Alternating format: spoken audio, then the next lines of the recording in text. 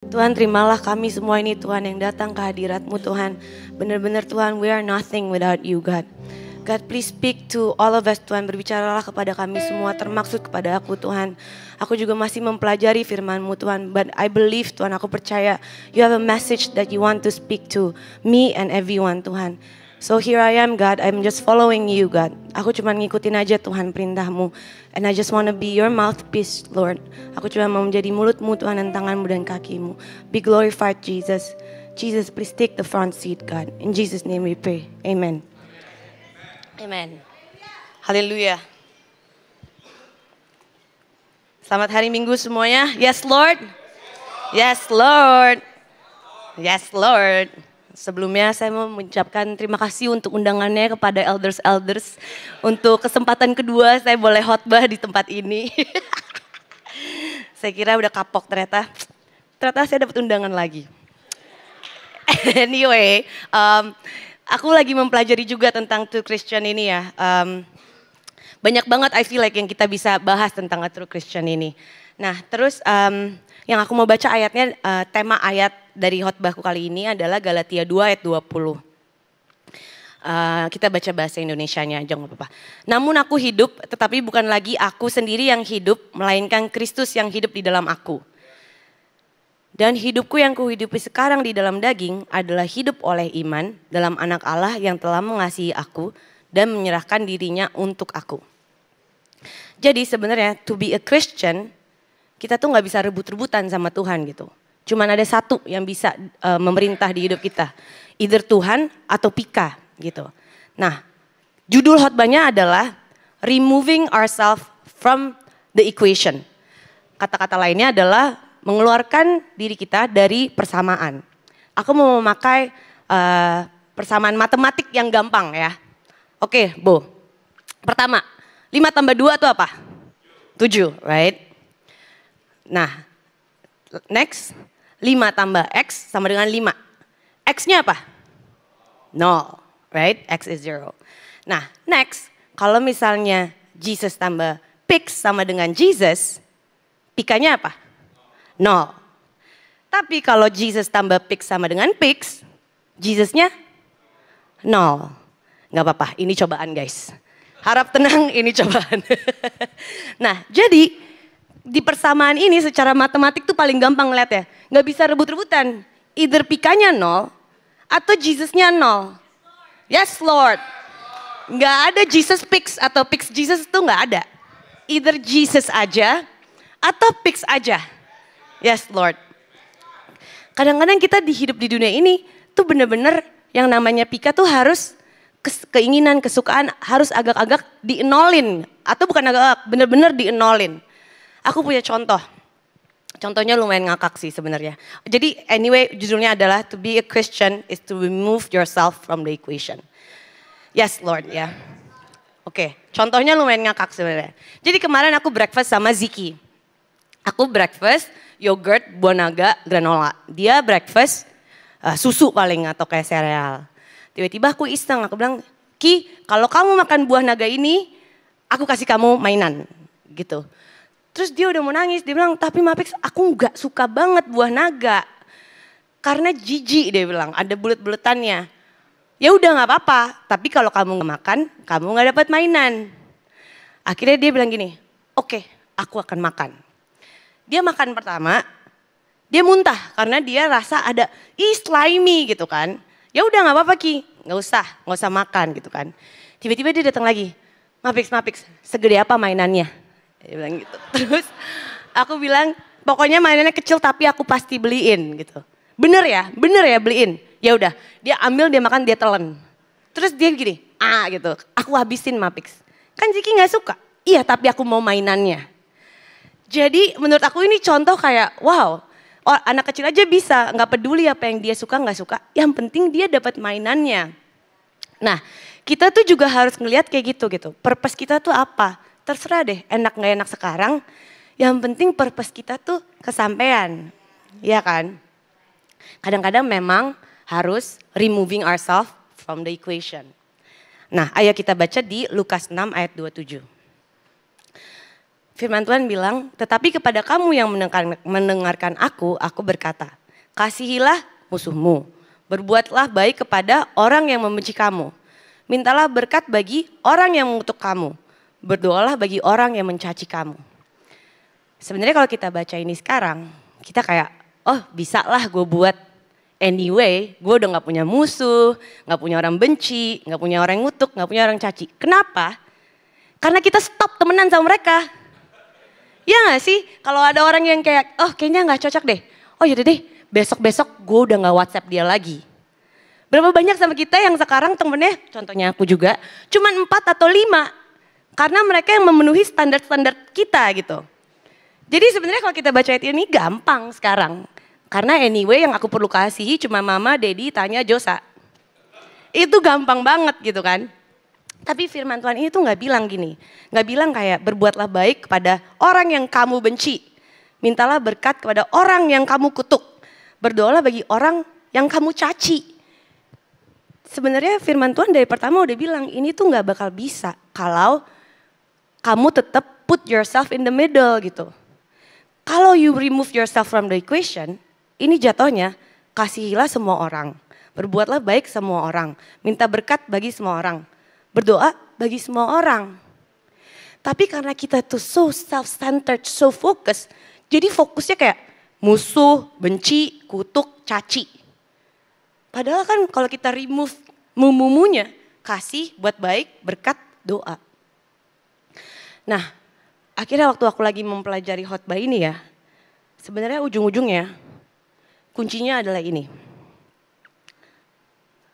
Life is so much easier when it's not about you, what you like, what you want, and having what you desire right there and then.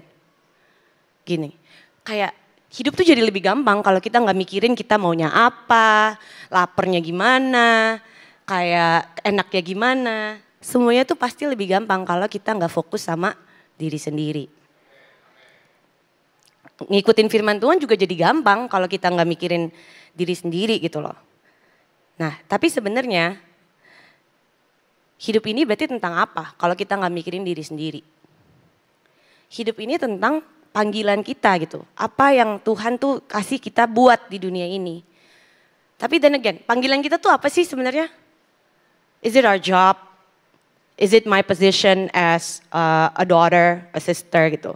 Apakah panggilan kita itu menjadi manusia aja atau jadi lawyer atau jadi ibu rumah tangga?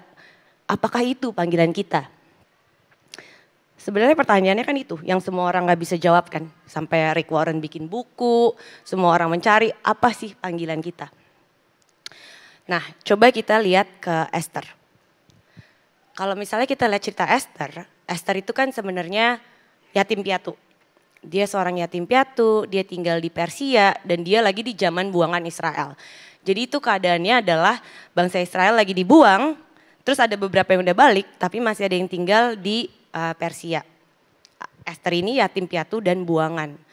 Suatu saat dia dibilang sama papa angkatnya, Esther kamu masuk ke harem, masuk ke istana untuk pemilihan jadi ratu. Kalau dipikir-pikir ini perempuan yang tadinya gak punya modal apa-apa nih. Dia cuman yatim piatu dan gak even bangsa di tempat dia tinggal. Tapi dia cantik, itu doang. Habis itu dia disuruh dibilang oke, masuk dan jadilah ratu, coba untuk jadi ratu. Nah akhirnya singkat cerita Esther jadi ratu ya kan. Nah tapi setelah dia jadi ratu masih banyak nih, dia kan gak tahu sebenarnya tapi kita tahu kan masih banyak nih jalan-jalannya dia. Tapi kalau kita put ourselves in her position ya, waktu dia jadi ratu, apa jangan-jangan dia pikir hidup gue udah beres. Gue udah jadi ratu nih, puji Tuhan, haleluya, I am content. Thank you Jesus, aku sekarang ratu gitu. Tapi ternyata dia masih banyak cobaan-cobaan. Nah itu yang kita mau mempelajari sekarang ya. Ayo kita baca di Esther 4, ayat 1 sampai 4. Jadi ini ceritanya bangsa Israel akhirnya mau dibunuh nih kan setelah Esther jadi ratu. Setelah Mordekai mengetahui segala hal itu, segala yang terjadi itu, ia mengoyakkan pakaiannya lalu memakai kain kabung dan abu. Kemudian keluar berjalan di tengah-tengah kota sambil melolong-lolong dengan nyaring dan pedih. Dengan demikian datanglah ia sampai ke depan pintu gerbang istana, karena seorang pun tidak boleh masuk pintu gerbang istana raja dengan pakaian berkabung. Di tiap-tiap daerah kemana titah dan undang-undang raja telah sampai, ada perkabungan yang besar di antara orang Yahudi, disertai puasa dan ratap tangis. Oleh banyak orang dibentangkan kain kabung dan dengan abu sebagai lapik tidurnya. Jadi setelah titah dan undang-undang orang Israel keluar ini, semua bangsa Yahudi harus dibunuh, orang Yahudi semuanya heboh kan. Semuanya nangis, semuanya heboh, semuanya sedih lah. Intinya semua orang yang Yahudi pasti panik dong. Tapi lihat di ayat 4, ketika Dayang-Dayang dan Sida-Sida Ester memberitahukan hal itu kepadanya, maka sangatlah risau hati sang ratu. Lalu dikirimkannya lah pakaian supaya dipakaikan kepada Mordekai dan supaya ditanggalkan kain kabungnya daripadanya, tetapi tidak diterimanya. Nah, coba dilihat ini reaksinya tuh lumayan aneh ya. Ceritanya satu bangsanya dia lagi mau dibunuh nih. Lagi aneh nih keadaan, tapi dia salah fokus banget. Dia bukannya ikutan sedih, dia malah kasih baju gitu ke Mordekai. Mordekai, mungkin reaksi dia kayak, jangan ketahuan, lu tuh orang Yahudi gitu. Karena waktu Esther jadi ratu, Mordekai tuh pernah bilang, jangan ketahuan ya, kamu orang Yahudi, dibilang gitu kan. Tapi sekarang Esther udah jadi ratu, kayaknya dia lupa kalau dia itu orang Yahudi. Menurut aku ya, aku agak-agak relate sama Esther di sini gitu. Kadang-kadang di dunia ini lagi ada keanehan sesuatu. Tapi karena aku udah satu banget sama dunia, aku gak tahu apa yang aneh. Tahu gak sih, kadang-kadang suka kayak gitu. Kayak kalau misalnya ada orang yang kena musibah lah karena memang ya kayak korupsi lah gitu. Kita malah jadi kayak syukurin parah banget gitu kan. Padahal sebenarnya kan kasian gitu. Sebenarnya ini kan kita bisa meratapi gitu gimana culture dunia ini udah hancur banget. Nah, aku tuh relate justru sama Esther. Ini satu bangsa dia lagi mau dibunuh. Dia gak merasa ada yang aneh. Dia malah bilang ke Mordekai, Mordekai jangan pakai pakaian berkabung, jangan ketahuan lo orang Yahudi. Pakai baju biasa aja. Aku relate banget jujur, kadang-kadang kayak udah jangan berdoain dia, jangan baca Alkitab, jangan bacain Alkitab ke dia, diemin aja, dia udah berdosa. Gila, aku sering banget kayak gitu loh. Kita udah heboh banget sama culture dunia ini ke bawah, sampai gak tahu there's something wrong with the culture. Oke, itu reaksi pertama dia ya. Nah ini terus kita baca ayat 5. Akhirnya Esther manggil orangnya dia nih. Coba dong tanyain, ini tuh kenapa? Kenapa si Mordekai tetap kasih lihat kalau dia orang Yahudi? Kenapa dia gak mau pakai baju yang gue kasih gitu. Habis itu Mordekai jelasin betapa parahnya lah culture-nya saat ini. Semua orang Israel bakal dibunuh dan even yang bunuh bakal dapat uang, bakal dapat perak. Next, Bo. Nah, habis itu Hathach jelasin nih ke Esther. Esther, keadaannya separah ini. Nah, ini reaksi kedua dia ya. Semua pegawai raja serta penduduk-penduduk daerah kerajaan mengetahui bahwa bagi setiap laki-laki atau perempuan yang menghadap raja di pelataran dalam dengan tiada dipanggil, hanya berlaku satu undang-undang, yaitu hukuman mati. Hanya orang yang kepadanya raja mengulurkan tongkat emas yang akan tetap hidup. Dan selama aku 30 hari ini tidak menghadap raja. Nah, tidak dipanggil menghadap raja. Oke, aku merasa aku relate lagi nih sama Esther. Karena kadang-kadang ada orang udah cerita, guys keadaannya tuh parah banget kayak gini. Terus kita bukannya memberi solusi atau simpati, kita malah bilang, gue juga ngerasa gini. Esther tuh kayak gitu, dia lupa posisi dia malah bilang, by the way, gue juga belum dipanggil selama 30 hari ini gitu. Nah, jadi lumayan mengagetkan gitu ya reaksinya Esther. Setelah dijelasin separah apa keadaan, dia tuh juga gak even sedih gitu. Dia gak even kayak, oh kasihan banget ya bangsa-bangsaku gitu. Kayaknya dia udah removing herself tapi dari tempat yang salah gitu. Dia udah gak ngerti konteks-konteks dan culture-culture kerajaan surga yang mestinya dia ada panggilan gitu. Nah terakhir itu dia bilang kan, kalau misalnya aku menghadap raja, aku bisa mati. Dia bilang gitu kan, bisa mati. Lalu Mordekai bilang gini, next. Jangan kira karena engkau di dalam istana raja, hanya engkau yang akan terluput dari antara semua orang Yahudi. Sebab sekalipun engkau pada saat ini berdiam diri saja, bagi orang Yahudi akan timbul juga pertolongan dan kelepasan dari pihak lain. Dan engkau dengan kaum keluargamu akan binasa. Siapa tahu, mungkin justru untuk saat yang seperti ini engkau beroleh kedudukan sebagai ratu. Esther bilang, kalau misalnya aku menghadap raja, aku bisa mati. Mordekai bilang, kalau lu gak belain bangsa Yahudi, engkau akan binasa. Kalau kita tuh gak ngerjain kerjaan kita bisa mati misalnya ya, gak punya duit dan lain-lain. Tapi kalau kita gak pegang purpose kita binasa. Ini yang kayaknya tuh cerita Esther tuh mau bilangin gitu. Di dalam dunia ini memang ada panggilan untuk jadi dokter, jadi lawyer, jadi apa gitu. Tapi kalau kita gak kerjain, paling kita gak bisa dapet duit dan kita mati. Tapi kalau kita gak kerjain panggilan utama Tuhan untuk hidup kita binasa. Kalau kita gak buat purpose kita akan binasa guys. Dan itu yang Esther tiba-tiba, oh iya juga ya.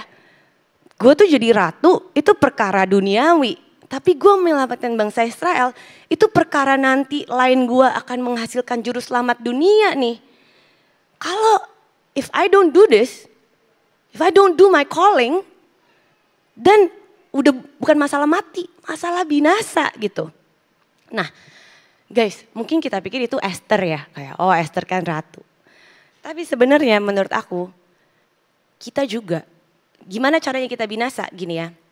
Misalnya kita gak kerjain calling kita dari yang kecil aja. Gak usah deh berdoa pagi hari. Lama-lama kita kebawa nih ke culture kita. Lama-lama kita kebawa nih ke feng shui. Lama-lama kita udah ngikut yang gak bener nih. Lama-lama kita binasa. Kita tuh gak binasa langsung binasa. Binasanya tuh pelan-pelan dari penyelewengan culture. Dari penyelewengan pengertian. Dari penyelewengan Tuhan kita siapa, lama-lama kita udah jauh banget. Kita binasa, udah gak peduli deh mau mati gak mati, tapi lu binasa gitu. Menurut aku contohnya tuh adalah, kan kalau kita gak buat purpose kita akan binasa. Nah Tuhan tuh panggil kita, semua ada purpose gitu. Untuk jadi lawyer, ada purpose di balik lawyer itu. Untuk jadi ibu rumah tangga, ada purpose di balik situ. Untuk jadi konsultan kayak aku, ada purpose di saat itu. Dan Mordekai itu akhirnya bilang kalau di bahasa Inggrisnya gini, maybe you were called for such a time as this. Nah, Esther's such a time as this, waktunya Esther adalah saat dia menyelamatkan bangsa Israel. Kalau kita gimana? When is our such a time as this? Apa jangan-jangan kita udah kelewatan masa kita supaya nggak binasa? Menurut aku, such a time as this kita itu banyak dan lebih kecil-kecil. Contohnya nih ya, karena ini ulang tahun papa saya jadi saya harus ambil contoh dia dong ya. Dia ini adalah seorang lawyer, ya kan?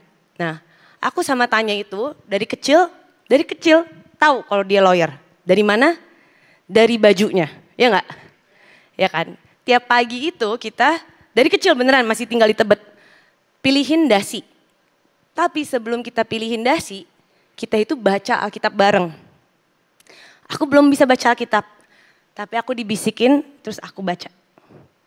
Nah, he was created for such a time as that. Itu tuh such a time as that yang bener-bener cuman Daddy yang bisa buat itu, membesarkan aku dan Tanya membesarkan anaknya 3 untuk jadi seperti itu juga gitu. Dan itu yang membawa aku bisa sharing firman Tuhan di hari ini. Jadi our such a time as this it's not kayak jadi ratu dan lain-lain. Tapi it's that small things. Nah, setelah kita pilihin Daddy Dasi, dia ke kantor. Ini yang aku ingat ya, dan ini bukan cerita mama, ini benar-benar memori aku. Abis itu Daddy pulang, kita main Nintendo bareng, ya kan Tan? Donkey Kong. Nah, itu aku ingat sampai sekarang. Dan itu membuat aku memvalue hubungan keluarga dan jadi punya confidence. Tapi kalau papaku ini lupa sama hal-hal kayak gitu, aku gak jadi kayak gini. Jadi he was created for such a time as that. Nah, dia itu juga sangat fokus untuk liburan keluarga waktu itu. Ini sindiran juga karena bentar lagi kita liburan. Jadi sebenarnya gini, dia kan waktu itu lagi umur 40 udah belum sidat di Tebet. Not even 40. Nah, umur-umur aku sekarang itu adalah umur-umur networking is king. Kalau lu kenal siapa, lo bisa dapat project gitu kan ya. Tapi as long as I can remember, he's always there to play Nintendo with me. He's always there when we have a holiday. And he's always there to pick up my report gitu. Nah, suatu saat kita pergi liburan kan ke Disneyland. Disitulah dia mendapatkan networking salah satu terbesar untuk karirnya. Nah, menurut aku itulah dia created for such a time as this. Nah, kalau kita pakai contoh Esther dan trying to relate it untuk hidup kita ya, nggak usah tunggu gitu. Kayak suatu saat kita di kerjaan di mana, terus langsung kayak oke, I'm created for such a time as this. Bukan, it's the small things. Siapa tahu kita bisa mimpin, bantuin Arti, atau kayak ke penjara, Tante Friska sama Edo, sama Franz, sama Rahman, atau kayak bagi persembahan kayak Ria. We're all created for that small things like that gitu. Tapi kalau kita miss that small thing, miss kecil, nggak sadar kita binasa. Gitu. Jadi, yes Lord, serius amat guys. Yes Lord dong. Yes Lord. Jadi, kita tuh benar-benar created for that small things gitu. Nah, akhirnya di ayat 12, Esther sadar nih. Akhirnya dia bilang, oke, semuanya puasa ya. Terus dia bilang gini, ayat 12 Bu, ayat 15 sorry. Terus akhirnya dia bilang gini, sungguh pun berlawanan dengan undang-undang. Kalau terpaksa aku mati, biarlah aku mati. Dia inget nih, oke, gak apa-apa. Kalau misalnya emang ini panggilanku, then so be it. I will do it. And if I die, I die. But I will not perish. Kalau di bahasa Inggrisnya lebih jelas. Karena dia bilang kalau misalnya kalau gue kesana untuk ketemu raja gak dipanggil, I will die. Tapi si Mordekai bilang, but if you don't do this, you will perish. Nah, it's okay if I die, but I will not perish. Amen. Yes, Lord. Yes, Lord. Makanya kadang-kadang aku tuh mikir, aku selalu tuh fokus banget kayak diriku maunya apa, karirku, gajiku maunya berapa. Padahal siapa tahu nih, setiap kali aku ke kantor, hidupku tuh lagi dibacain sama juniorku, sama bosku gitu. Terus karena aku terlalu fokus mau mencari karir dan duit dan lain-lain, dia jadi gak mau jadi ikut Yesus jangan-jangan. Karena lihat aku gitu. Apa nih yang Tuhan percayakan di hidup kita? Bukan uang, bukan harta, bukan posisi. Tapi apa yang Tuhan percayakan buat kita yang kita harus stand up and bilang, okay, I will do it. Even if sebenarnya my social life will die, so be it gitu.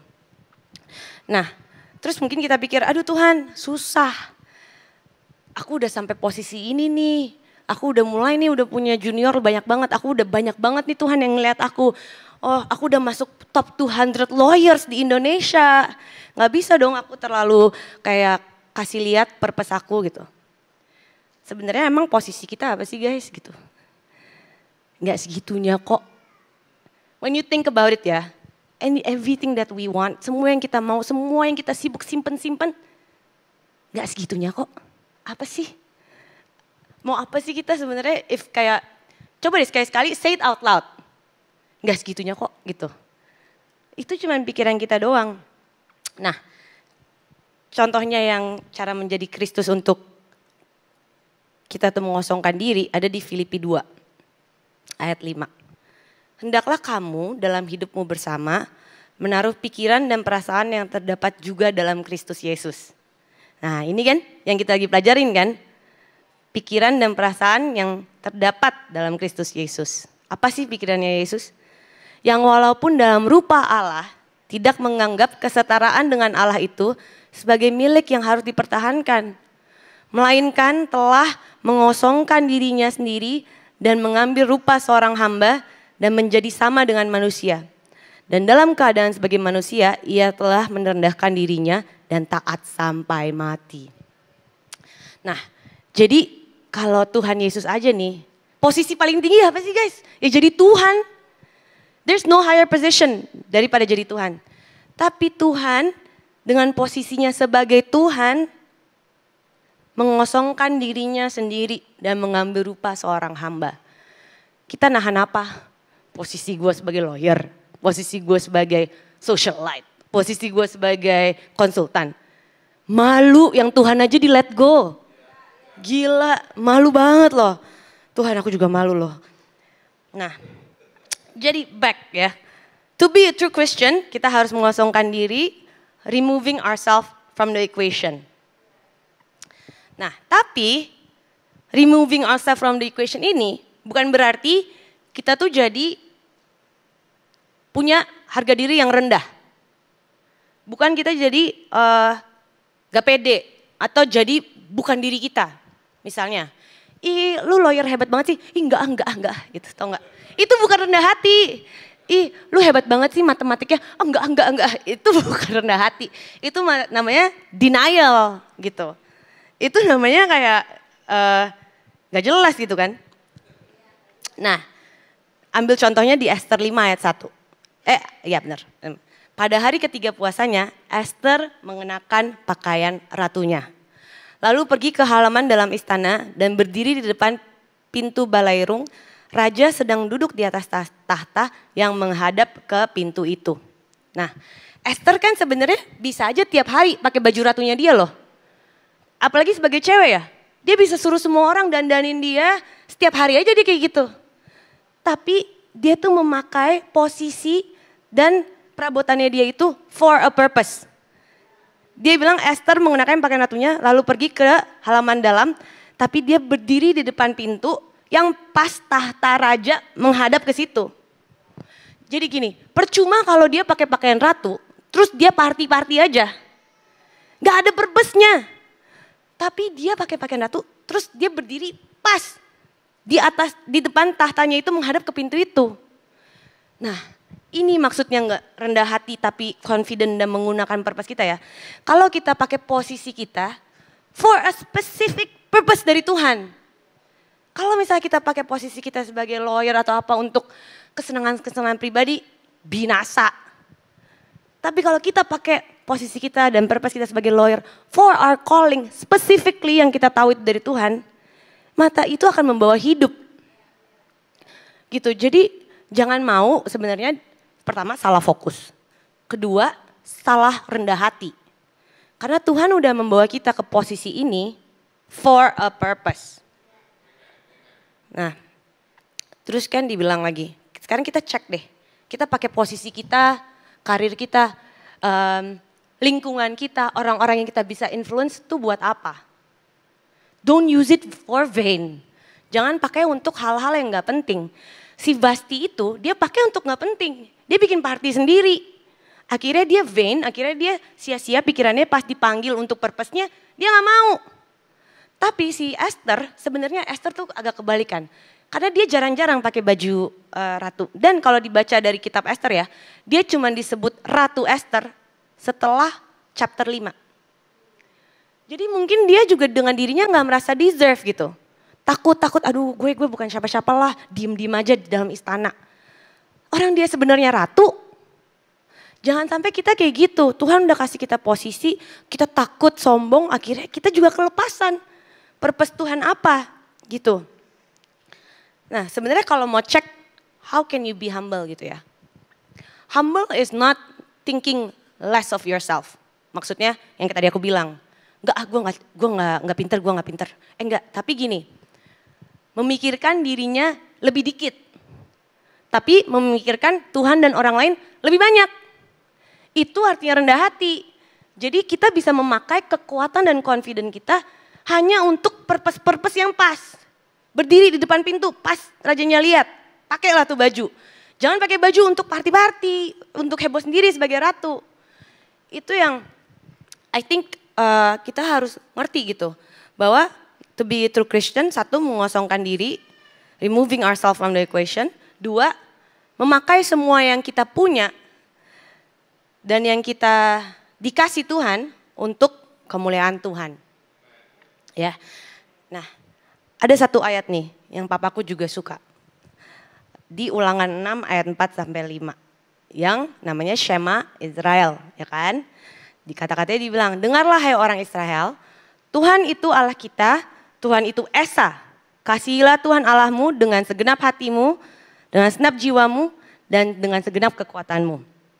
Nah, aku ada video, bukan mempelajari, gue gak mempelajari. Gue nonton video yang membedah ayat ini dari asal kata Ibraninya. Lalu kata kekuatan ini berasal dari kata meot. Yang sebenarnya itu bukan kata sifat, tapi adalah kata tambahan.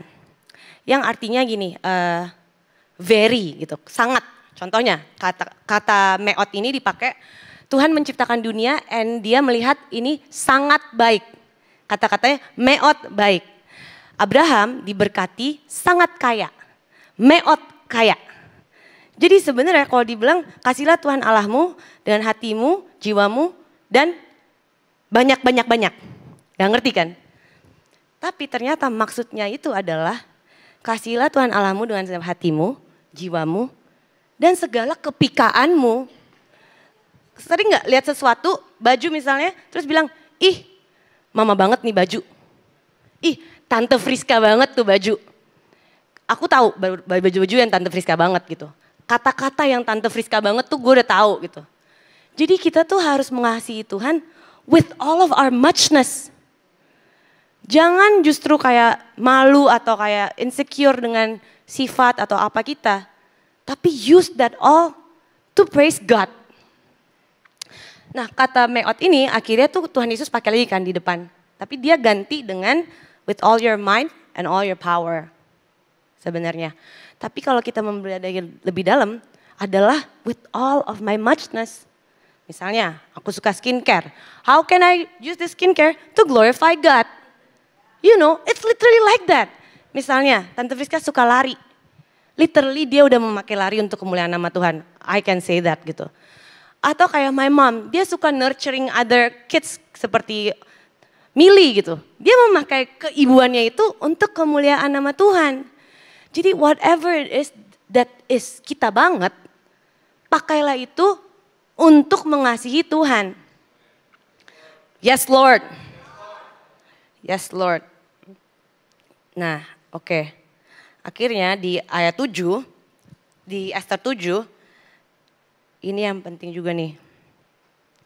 Jadi setelah pasal 5, setelah dia menghadap ke raja, itu ada beberapa kali dia ketemu raja kan. Dia ketemu pertama kali, kedua kali, sampai ketiga kali baru dia dikasih kan. Tapi basically rajanya tuh udah nanya gini, nah permaisuriku apa yang kau inginkan? Katakanlah pasti akan kuberikan meskipun kau minta setengah dari kerajaanku. Kadang-kadang kita udah dengan posisi dan semua yang kita punya, the world will offer more than we need. Kadang-kadang dunia bisa tawarkan semua yang menarik. Sebenarnya dia bisa aja mikir, oh kalau gue dapat setengah kerajaan, siapa tahu gue bisa hire orang-orang Yahudi, kalahin deh yang lain. Tapi dia fokus banget, laser fokus, dia tahu panggilannya dia. Jawaban dia cuman, kalau baginda berkenan, hamba mohon supaya hamba dan bangsa hamba boleh hidup. How can we be like this gitu? Truly a combination of confidence and humility. Bener-bener tahu purpose-nya dia tuh apa gitu. Gak lebih, gak kurang. Sebenarnya kalau kita sekarang ya udah dengan posisi kita sekarang nih tiba-tiba ditawarin dunia.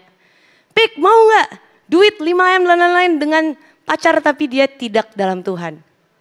Ya kan? Itu bisa banget gila dan juga dunia ini tahu kelemahan kita tuh apa. Kalau misalnya aku bilang oke aja bisa aja dengan pikiranku dan lain-lain. Tapi is that my purpose? Jadi ujung-ujungnya tuh kayak is that your purpose? Itu akan membawa binasa atau hidup.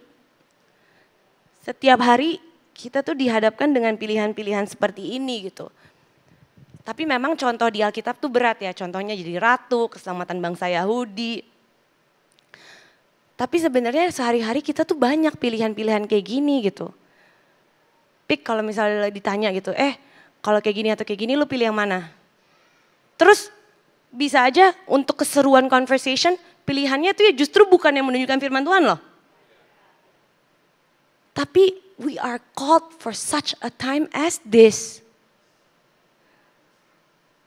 Bukan cuma saat kita duduk di sini sekarang kita kayak ngerti nih. Tapi saat besok kita ke kantor, besok kita ketemu siapa. Itu semua Tuhan ada purpose-nya gitu. What is our such a time as this? Gitu kan. Nah, sebenarnya yang paling penting itu adalah gini, kita harus tahu dulu purpose kita tuh apa. Tapi gini, jangan samain purpose sama kerjaan. Tadi yang kayak tadi kita lihat, pekerjaan itu adalah tool. Pekerjaan itu adalah alat untuk mencapai purpose kita. Purpose kita itu, baik kita punya kerjaan atau nggak ada kerjaan, tetap bisa tercapai. Contoh, menurut aku, purpose aku adalah menjadi berkat. Dan ini bukan menurut aku juga sih, setelah perenungan lama, purpose aku adalah untuk menjadi berkat untuk semua orang di sekeliling aku dan yang ketemu sama aku. Contoh aku menjadi berkat adalah gini, waktu aku lahir, kakiku kan sakit kan, dibilang bakal lumpuh. Tapi ternyata kelumpuhan aku ini membawa mama dan daddy jadi berdoa dan dia mengucap syukur dan malah aku sembuh. Pada saat tersebut, bisakah aku berkhotbah? Tidak. Bisakah aku kayak ngoceh-ngoceh ke orang lain? Enggak. Tapi purpose-nya nyampe enggak? Nyampe. Purpose-nya nyampe just by my existence. Jadi purpose itu kadang-kadang juga nggak perlu lah sibuk. Gue baru bisa mencapai purpose gue saat gue udah di posisi ini. Enggak. Saat aku belum bisa ngomong, belum bisa kerja, purpose Tuhan di hidupku udah terjadi. Yes Lord. Yes Lord. Nah, jadi ingat lagi, we are created for such a time as this. Nah,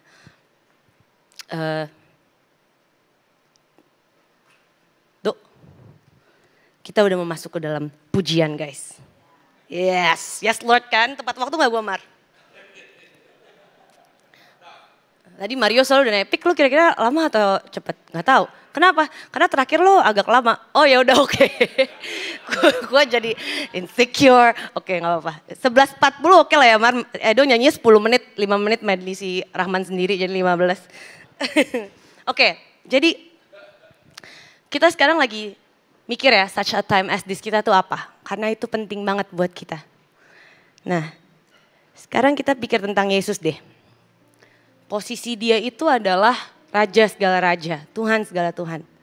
Tapi dia udah remove himself from the equation, dia taat, dia mengesampingkan dirinya, dia jadi hamba.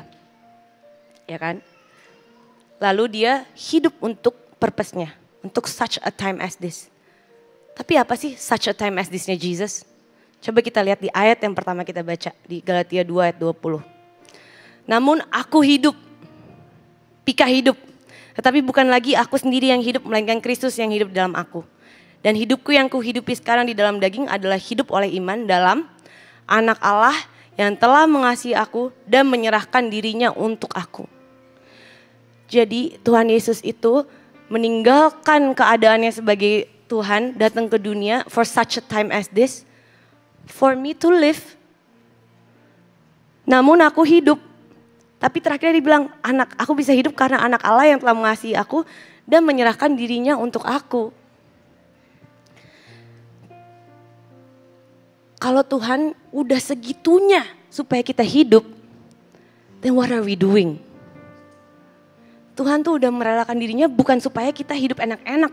Besok liburan, besok enjoy kerjaan, besok dapat duit. Bukan buat itu. Jesus died on the cross for such a time as what? As me to pursue my purpose.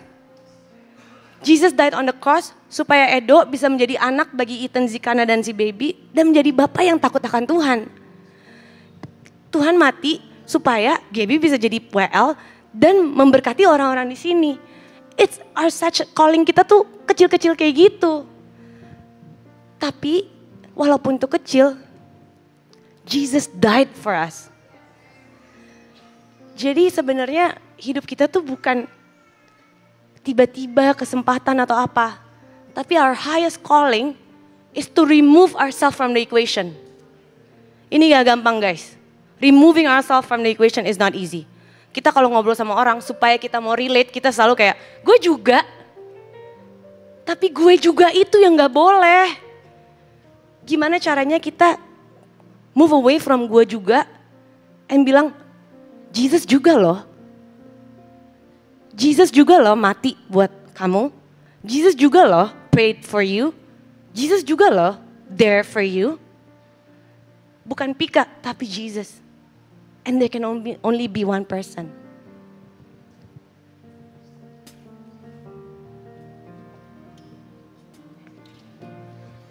I've been told to live my own truth. Do whatever makes me feel good. Rid of boundaries. The rules are stifling.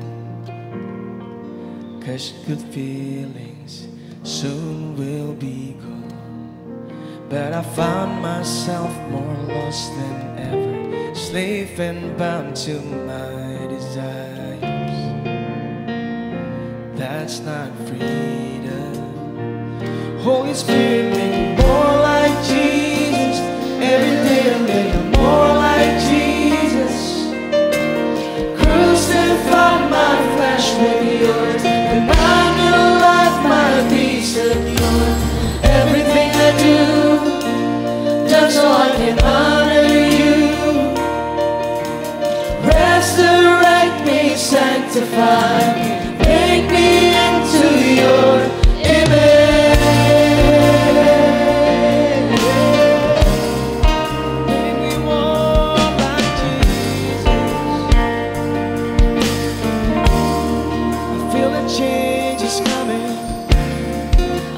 Change is coming. More of you, less of me. Transformation by your spirit in me. Now that I know you, I know there's no one else for me. 'Cause you're the one that my soul loves. Now I find myself more alive than ever. Your desire. Now this is freedom. Holy Spirit, make me more like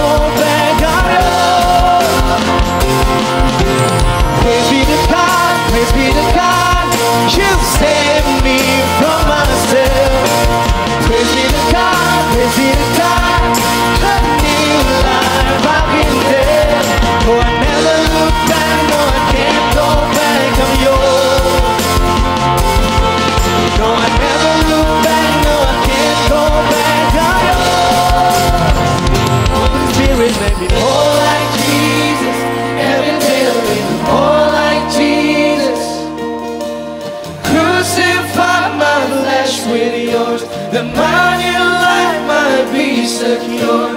Everything I do, just so I can honor you.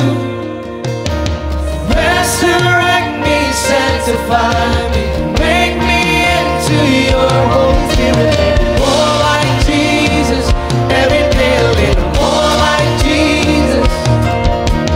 Crucify my flesh with yours, that my new life might be secure.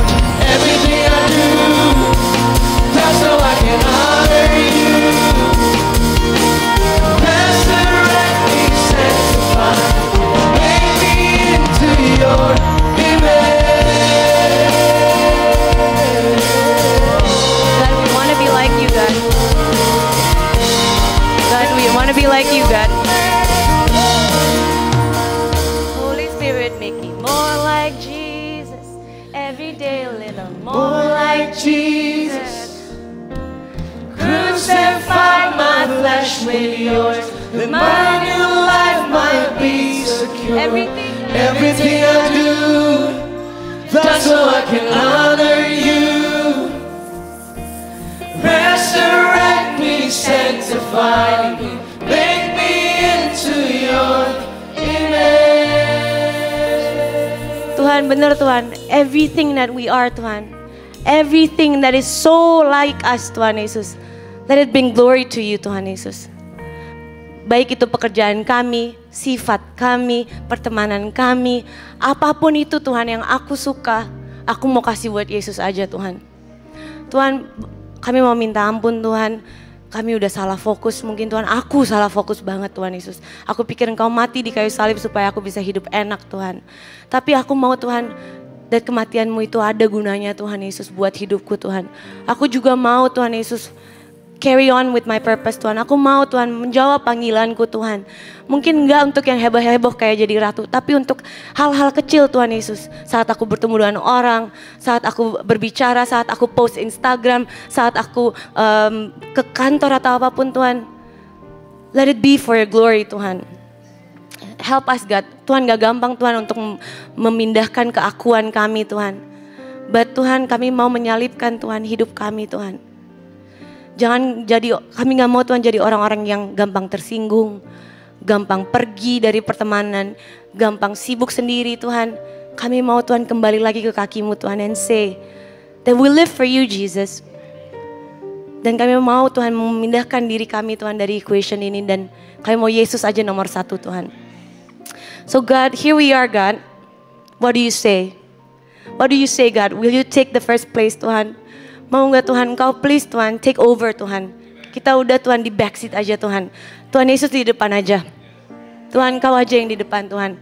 Tuhan, as we step into this new life, as we step into this new culture Tuhan. Biarlah kami tahu Tuhan, sebelum apa-apa tanya dulu, Tuhan ini iya atau enggak. Help us God. Seperti lagu tadi Tuhan, Holy Spirit make us more like Jesus. Karena we cannot do it ourselves.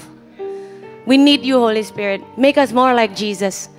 Biarlah Tuhan saat orang-orang lihat kami, dengar kami, lihat post Instagram kami, they can see the Jesus in it Tuhan.